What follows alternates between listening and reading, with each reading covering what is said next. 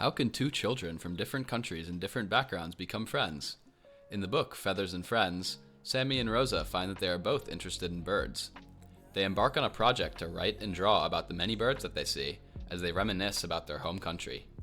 As part of the Language Lizard Premium Collection, this book comes with a downloadable lesson plan, audio, and fun worksheets. The book, along with the free resources, celebrates nature while also inspiring children to build new, diverse friendships based on shared interests and creative pursuits. Feathers and Friends is available in English and as a bilingual book in many different language editions. Learn more at languagelizard.com.